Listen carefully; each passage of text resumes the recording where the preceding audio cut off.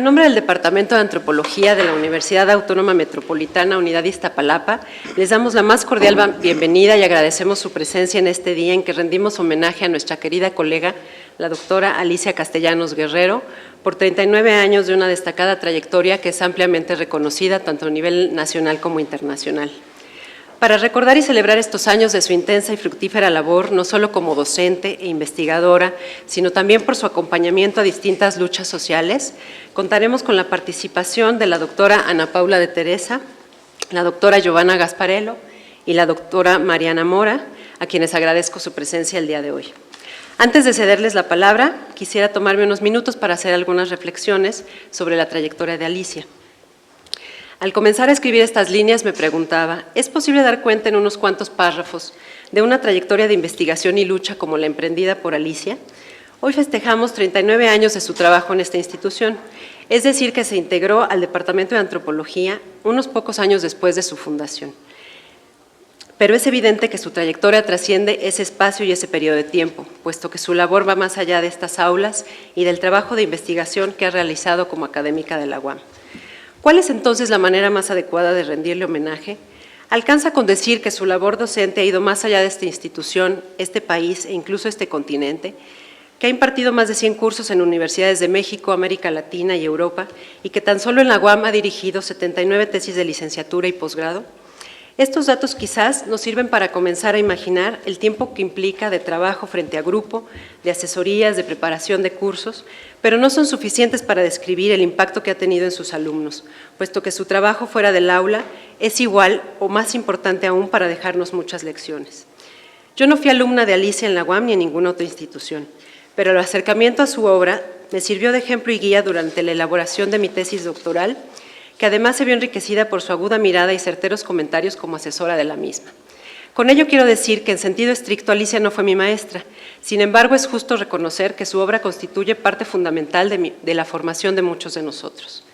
En el mismo sentido, señalar que ha participado en proyectos de investigación sobre México y distintos países de América Latina, en conjunto con investigadores de diversas latitudes y distintas especialidades, o mencionar el vasto legado que ha dejado en publicaciones, entre las que se encuentran los más de 10 libros de su autoría o por ella coordinados, y un importante número de capítulos de libro, artículos en revistas, así como conferencias y ponencias presentadas en simposios, coloquios, congresos nacionales e internacionales, sería insuficiente para dar cuenta de sus aportes a temas como el racismo, la autonomía, las relaciones interétnicas, el turismo y la alteridad, las migraciones internas e internacionales, todos ellos temas relevantes y reconocidos no solo en México, sino en toda América Latina, pero principalmente gracias a los aportes de la doctora Alicia Castellanos. O para subrayar que ya hablaba sobre el racismo en México cuando el tema era un tabú, no solo en el ámbito político, sino también en el académico. Pero tal vez la lección más importante que nos ha dado es su compromiso con los pueblos indígenas de México, que no se ha quedado en la palabra escrita. Alicia ha caminado y acompañado muchas de sus luchas desde diferentes trincheras, pero de manera constante y comprometida. Unas cuantas líneas, pues, no alcanzan para expresar su contribución a la academia y al pensamiento político crítico. Sirve este evento, Alicia, para celebrar tu obra y como un reconocimiento a tu trayectoria como docente, como académica y como mujer que luchas. Voy a leerles unas también ideas, palabras lo que articulan el escrito que hice, pues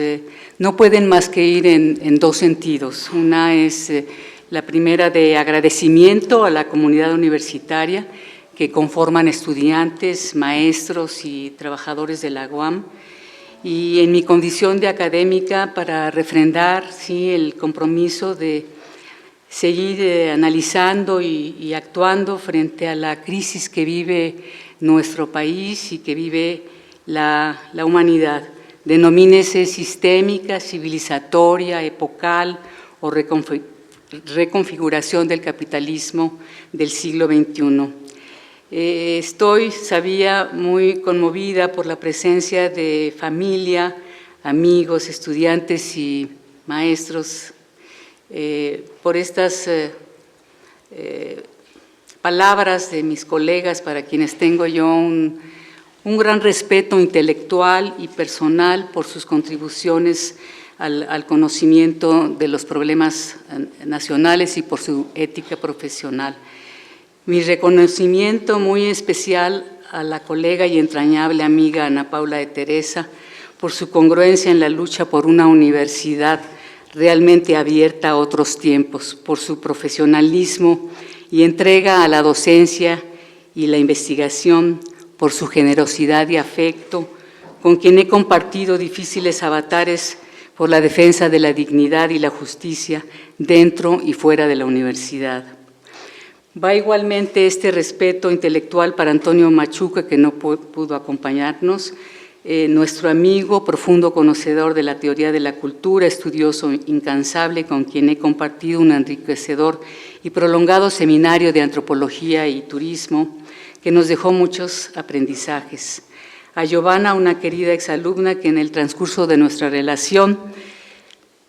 muestra su vocación y rigor como investigadora y quien ha contribuido al estudio de las autonomías y sistemas de justicia de los pueblos originarios de México. A Mariana Mora, antropóloga, con quien también compartimos intereses comunes, académicos y también de alguna manera políticos. Ella fue una estudiante sumamente dedicada que mereció también, ¿no?, menciones honoríficas por la universidad, igual que Giovanna. Agradezco también profundamente este homenaje que el Departamento de Antropología organizó, las palabras pródigas de Adriana Aguayo, coordinadora de la licenciatura, el apoyo de Laura Valladares, actual jefa del departamento, a todas y todos mis colegas que durante estos largos años sostuvimos diálogos, encuentros, convivencias, compartiendo nuestras preocupaciones por la institución, los estudiantes y su futuro, las complejidades de nuestro quehacer, nuestros sueños por un mundo mejor. Muy especialmente hacemos memoria de nuestros queridos amigos y colegas Juan Pérez Quijada y Enzo Segre, que ya no están con nosotros. Mi reconocimiento también especial al trabajo siempre profesional, estratégico y cariñoso de nuestras muy apreciadas Socorro Flores, Irma Esparza, Carmen Valdés Corona, Norma Jaramillo Puebla, Óscar Alba Mireles y Nancy, la persona clave también en el posgrado. La vida transcurrida en esta institución hizo posible participar en la formación de generaciones de antropólogas y antropólogos, ejercer nuestra disciplina en la docencia e investigación durante 39 años de nuestra vida laboral, académica y personal, en un México al que se imponía el modelo neoliberal y la transnacionalización de la economía. Nosotros, universitarios, buscamos ser congruentes con nuestra realidad social, con los estudiantes y los sujetos de nuestras investigaciones. Quedan experiencias gratísimas con las y los estudiantes que encontré en estos años, con quienes sostuve encuentros, diálogos, amistades que en algunos casos se extienden fuera del ámbito de la universidad, como colegas y amigas e incluso camaradas en la lucha social. Largos periodos de trabajo de campo con las y los estudiantes en diversas regiones, ciudades y comunidades, principalmente fronterizas del centro y sureste, en un territorio nacional que va sufriendo un proceso de ocupación de fuerzas económicas y políticas, de pérdida de soberanía, pero también de resistencias que se van gestando y que marcan nuestro quehacer de investigación y docencia alrededor de líneas de trabajo relacionadas con urbanización, migración, condiciones laborales y de vida de los trabajadores, relaciones interétnicas, etcétera. En esos años, por cierto, se transitaba por el país en condiciones de menos riesgo. En este nuevo milenio encontramos un México que se va desgarrando, comunidades más fragmentadas, despojo de tierras, un racismo más abierto y relacionado con otras formas de violencia y procesos turísticos excluyentes. Desde fines del siglo pasado, las violencias fueron complejizando la vida en el territorio nacional, y regional, donde hicimos trabajo de campo. Hoy son espacios en disputa por la minería, el narcotráfico y el turismo. Vivimos una crisis civilizatoria multidimensional y, en consecuencia, los desafíos del quehacer antropológico son grandes. Sus signos son cada vez más visibles. La crisis medioambiental es de dimensiones inimaginables. La otra naturaleza interpela a la acción humana por la capacidad de destructividad capitalista, la contaminación de los ríos, los mares, la tala indiscriminada de bosques para la minería, las eólicas, las presas, los trenes, las carreteras, aeropuertos, la contaminación por los desechos intrínsecos al capitalismo, durante largo tiempo inexistentes en sociedades precapitalistas, como lo ha señalado recientemente Jean Robert en un manuscrito. A estas causas hay que sumar las migraciones producidas por la violencia estructural. Según William Robinson, a medida que el capitalismo se globaliza, el siglo XXI es testigo de nuevas formas de pobreza y riqueza y de nuevas configuraciones de poder y dominación. Las desigualdades raciales de clase y género han sido en muchos aspectos acentuadas por la globalización y están surgiendo nuevas divisiones sociales. Luego, entonces, un fenómeno particular de la sociedad global es que ésta se estratifica cada vez menos a través de líneas nacionales y territoriales que a través de líneas transnacionales, sociales y de clase. Estos procesos y actores, principalmente los poderes imperiales, las empresas transnacionales y el Estado, los ejércitos y las policías, el crimen organizado, expulsan a los habitantes históricos de los territorios, pueblos originarios, dueños de sus tierras y sus hogares. La lógica de la acumulación por militarización y represión, siguiendo el concepto de Robinson, que Robinson acuña, establece la particularidad de la fase actual del capitalismo del siglo XXI. El mito del chivo expiatorio, que en tiempos de crisis se difunde en los países, regiones y ciudades de destino, es el inmigrante extranjero, que en la historia reciente porta muchos nombres y pertenece a múltiples nacionalidades, pero también el migrante interno, por su condición socioeconómica, orígenes y exterioridad, son declarados culpables del desempleo, la hiperurbanización y carencia de servicios, el abaratamiento de los salarios y la precarización de las condiciones laborales y de vida, la inseguridad y la violencia, lo que indudablemente carece de sustento. Desde la década de los 70, la inmigración extranjera será estratégica en algunas economías europeas, la española y portuguesa en Francia, la turca en Alemania, por ejemplo. Desde los 80, la inmigración de las excolonias en África tendrá un crecimiento en Europa. Sus causas son de orden económico y político, las hambrunas y la violencia. Noticia cotidiana es el dramático cruce de pequeños barcos y lanchas en el mar Mediterráneo con decenas de hombres, mujeres y niños interceptados por las autoridades italianas, griegas, españolas para detener e impedir su llegada a la Europa de la diversidad. En tierra y mar, nuevas fronteras y nuevos muros, reales e imaginarios, se levantan por supuestas amenazas de otros y por derechos territoriales de la nación. Por designio del gobierno de Estados Unidos, presiones económicas y políticas ejercidas por el imperio, el actual gobierno de México negocia en condiciones de desigualdad y acepta convertirse en centro de detención migratoria y de asilo de inmigrantes no mexicanos procedentes de Centro y Sudamérica y África. Según fuentes periodísticas, entre el 17 y el 18 de mayo pasados, agentes del Instituto Nacional de Migración fueron capacitados en Estados Unidos para conocer los reglamentos y procedimientos para instrumentar las leyes migratorias de Estados Unidos en México. Estos agentes tendrán que someter a riguroso escrutinio a los inmigrantes solicitantes de asilo por razones políticas, humanitarias o de otro tipo, señala la nota. Entre los signos cada vez más visibles de esta crisis están la exclusión y la aniquilación de toda forma de vida que no sea la dominante, violencia sistémica que está destruyendo comunidades y pueblos originarios, esto es, destrucción de la diversidad cultural, que contribuye al colapso, a la destrucción de la civilización dominante del propio sistema capitalista, en tanto la civilización es el resultado de la convergencia y encuentro entre culturas desde su propia originalidad, como lo señaló Lévi-Strauss hace ya mucho tiempo. Vivimos ciertamente tiempos de peligros, título de una obra de los economistas Arizmendi y Bernstein, quienes señalan que el estado de excepción constituye una tendencia epocal de nuestra era, lo que podemos corroborar en América Latina y en México.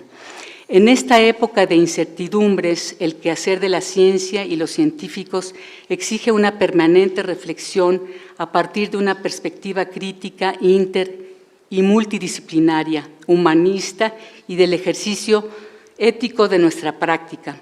Desde hace casi un siglo, la academia en Occidente, en tiempos de guerra y de expansión capitalista, ha debido enfrentar el dilema de colaborar con el poder o con las resistencias de los pueblos, inexorablemente el centro del debate sobre la ética de los y las antropólogas. La historia de la antropología ha sido indisociable del colonialismo, como lo sabemos todos. Malinowski, entre muchos de los clásicos, realizó una investigación de campo en situación colonial, la que no formó parte del contexto de sus estudios. Durante la Alemania nazi, antropólogos participaron activamente en el proyecto de exterminio, hicieron experimentos en los campos de concentración, participaron en la selección de niños que debían ir a los campos. Otros permanecieron trabajando en sus cubículos universitarios, otros optaron por el exilio, mientras una minoría decidió resistir contra la barbarie. En Estados Unidos, antropólogas estadounidenses hicieron investigaciones sobre los enemigos del eje. Ruth Benedict, recuerden, estudiará a los japoneses en los campos de confinamiento en su país. En los años de la posguerra, con la expansión neocolonial por hegemonía económica y predominio cultural y militar, la información deviene en un instrumento de poder político y económico. Los servicios del antropólogo se tornan útiles, como los de otros científicos sociales, a fines de los 50 y principios de los 60,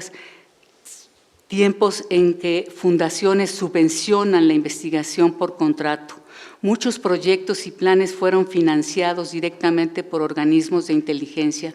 como fue el Plan Camelot en la década de los 60 o por el Departamento de Defensa para los llamados equipos humanos en el terreno en Irak y Afganistán. Las expediciones de geógrafos contrainsurgentes fueron financiadas por un consorcio del Pentágono. Estas investigaciones son solo algunos de muchos proyectos de contrainsurgencia en los que participan científicos sociales estadounidenses que buscan asociados en México y Centroamérica y en otras partes del mundo. Este brevísimo esbozo solo pretende tener muy presente, demostrar la recurrencia de la participación de científicos sociales en tiempos de guerra y expansión del capital, en proyectos que sirven para la dominación o para las resistencias de los pueblos, y nuevamente hay quienes eligen sustraerse de todo compromiso y responsabilidad sin entender que la neutralidad de la ciencia no existe, que es una más de las aspiraciones de los liberales. En el caso mexicano, la esencia de estos debates es la crítica a la antropología integracionista, orgánica al Estado y particularmente al indigenismo. Le siguen las denuncias a la presencia del Instituto Lingüístico de Verano en México, de las que resultará un informe del Colegio de Etnólogos y Antropólogos Sociales que nuestra colega Ana Paula de Teresa hizo mención. También por estos años se formó ese Consejo Latinoamericano de Apoyos a las Luchas Indígenas, que por cierto tuvo una corta existencia, pero fue pues una iniciativa, ¿no?, que reunió a muchos jóvenes antropólogos en esos años. Las condiciones limitadas del mercado laboral y los niveles de conflictividad social que se originan en este nuevo milenio también crean condiciones para la conformación de colectivos y asociaciones de científicos de diversas disciplinas, independientes y críticos, que están realizando sus investigaciones y que pueden estar prestando sus servicios en instituciones y al mismo tiempo estar aportando sus conocimientos a las resistencias de los pueblos. Este es el caso de un pequeño núcleo muy significativo de científicos de la UNAM que están muy próximos a aportar información alrededor de lo que está haciendo todo el tema de la termoeléctrica y del programa integral Morelos. En este nuevo gobierno pensamos que la comunidad científica se está fragmentando aún más, ya que científicos colaboran en proyectos mineros o pueden colaborar, convalidan los megaproyectos como el Tren Maya, otros antes proclives a las luchas de los pueblos hoy niegan los impactos nocivos del desarrollismo y la militarización en los pueblos, y otros apoyan las luchas de los pueblos originarios y de otros sujetos subalternos, en el horizonte también de una utopía posible. Las opciones están abiertas, pero en cualquiera de las circunstancias los científicos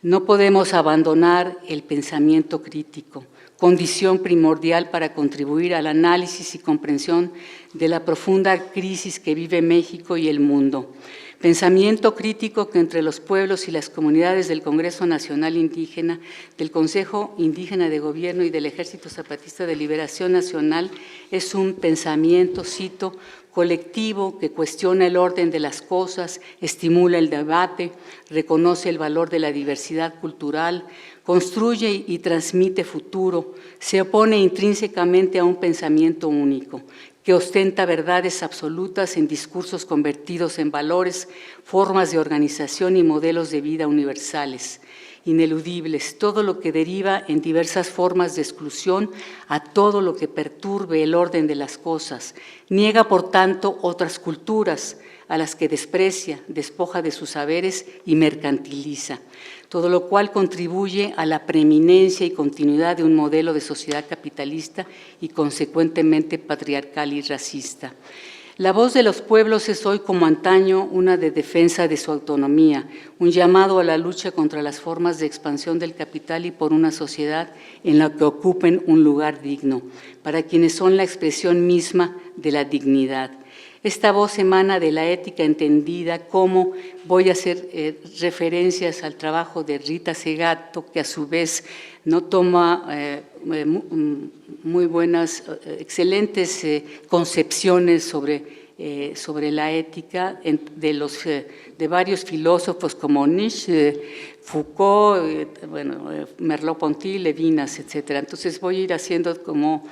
señales de comillas porque me parece que es una concepción que comprende, que engloba, ¿no?, muchos aspectos muy significativos de la ética, ¿no?, entendida como aspiración o el deseo más bien de mejor vida, de mayor verdad, que conlleva intrínsecamente una crítica al estado de cosas vigente, una disponibilidad hacia la diferencia, lo nuevo, el otro, y la duda de nuestras certezas y escucha del otro. El sujeto ético es el ser en movimiento, abierto al futuro y a la transformación, el ser exigido por una voluntad infatigable de transmutar valores y minar certezas, el ser que duda y sospecha, el que no consiente con sus presuposiciones, como bien lo señala y sintetiza, ya les explicaba con antelación, la antropóloga argentina Rigata Sebat. Me parece que esta es una reflexión que hace esta antropóloga alrededor de la ética que es muy significativa desde nuestro pensamiento como antropólogos, y coincide mucho también con las definiciones que desde el zapatismo se han formulado en distintos documentos, no solamente en la voz del subgaleano, pero también de otras voces dentro de lo que es el pensamiento zapatista. Paso a ejercer, pues, para terminar, quiero decir que paso a ejercer nuestra disciplina a partir de vínculos más directos y constantes con esa realidad, con los viejos sujetos de nuestros estudios, de nuestras vidas. Este para mí es un ritual de paso, un ciclo que se cumple, iniciamos otro tiempo, otra estación de nuestro quehacer como antropóloga, otro lugar desde donde estudiar la otredad, que es la razón y la pasión de nuestra vida, que no la única. Seguimos en un esfuerzo comprometido con la vida de los pueblos, con ese otro, la lucha y el compromiso por la vida, por otro mundo posible, por una academia y universidades que construyan pensamiento crítico y práctica comprometida con la realidad. Justamente este análisis de la realidad social y medioambiental desde un pensamiento crítico no solo se está realizando en las universidades y centros de investigación, algunos de los cuales están siendo incluso desmantelados. Pienso mucho en el Instituto Mora, por ejemplo. Esta es una práctica que arraiga y se sistematiza, ¿no?, el pensamiento crítico en algunos movimientos sociales, donde se pretende ir de la práctica a la teoría y de la teoría a la práctica. Desde allí el pensamiento crítico avanza y se vuelve un pensamiento y una práctica que subvierte, altera el orden de las cosas, construye alternativas en el sentido de opciones de vida transformadoras del orden. Por ello, la eliminación de sus intelectuales, la persecución a defensores de los derechos humanos, de los migrantes, de los liderazgos locales que están en contra de los megaproyectos y en defensa de sus tierras y territorios. Esa comunidad tan negada, vilipendiada, destruida, reconstruida, fragmentada, que reconstituyen hoy los pueblos originarios en México y otras latitudes, está construyendo otros sujetos que la humanidad precisa. Si de su continuidad se trata, esa que Zygmunt Bauman escribe, cito, «Si ha de existir una comunidad en un mundo de individuos, solo puede ser y tiene que ser una comunidad entretejida a partir del compartir y del cuidado mutuo, una comunidad que atienda a y se responsabilice de la igualdad del derecho de ser humanos y de la igualdad de posibilidades para ejercer ese derecho». Seguimos en el viaje en el que todos estamos en tránsito, con distintas escalas y tiempos, destinos inmediatos que encontramos. El atardecer es un tiempo maravilloso, si el día ha transcurrido brillante y luminoso, pleno de conciencia, actividad y esperanzas, si sabemos no perder detalle de sus colores y sus resplandores, de su belleza, de su efímero tiempo, de su lento acontecer y súbito transformar, de su liminalidad, de ese umbral entre lo que ha sido y lo que será. Gracias a todos y todas.